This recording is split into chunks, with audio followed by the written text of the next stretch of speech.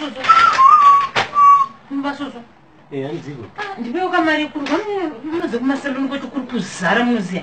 Inotoni pedzi ndokutoti ndikawacha nditomhanya kusaluni. Ndinoruka. Oh, ndishowa ndimari dzacho. Yesu. Kwai mari kuine bazo. Handi dola ndatorinyora mubhuku. Dola?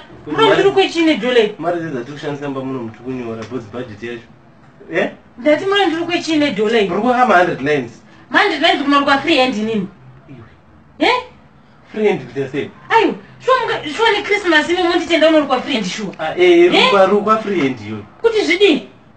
Hati inoita dola. Inoita dola sikana kwete handika utaze kuri kwa 100 lines dzese dzone dola. Baba Soso, ndionere zvekuita ino iChristmas. Save 100 lines nedola, save yo. Ingandikukuzoti this time handisi kuda ma 100 lines, handisi kuda kuri kwa free hand Baba Soso. Chiri kwa zvitsono. Oh, zvitsono zvakachi. Ndiri kwebanana ini manje inini.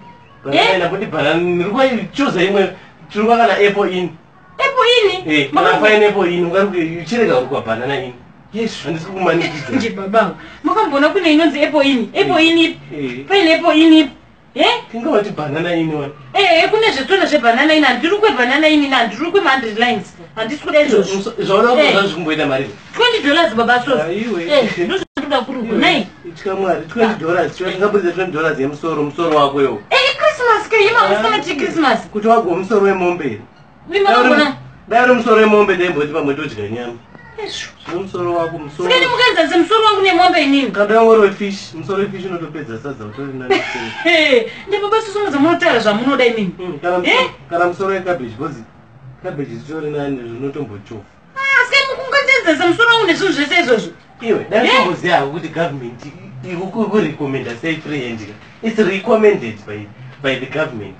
Ndinoine zvegovernment zvamuri kutaura izvi. Handisi kuda kuri kwa free hand. Zvakatariswa zvakatoonekwa kuti vakadzi vanofanira kwa free hand muZimbabwe. Zvakatariswa nani? Akazvirekomenda ndiani? Zvitariswa pabudget yenyika. Kungoda zviiswe pabudget yemusoro yenyu. Ina kundiitire mushe Baba Soso, handikuda zvekudzwa zina basi. Ndiri kuda mari yekunorwa musoro. Mungandipe dola irishuweni.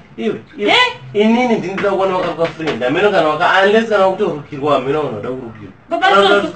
Zvemumba muno munorukwa free hand. Ndiyani ndiri kuda.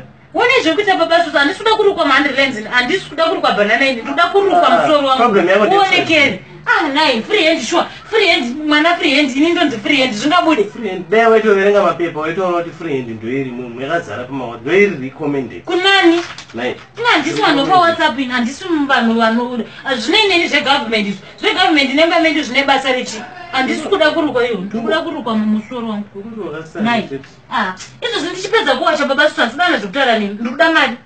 Sirukirwe free hand. Ndikuda mari. Izvo ndikuda mari Baba Soso, handisina kuda zvekutaura. Iwo shamwari dzako unozoti nini murume wangu ati ndirukwe free hand. Shamwari dzangu. Uye ati ndirukwe. Azvinakana nebasa izvo. Ndikuda mari yekurukwa musoro.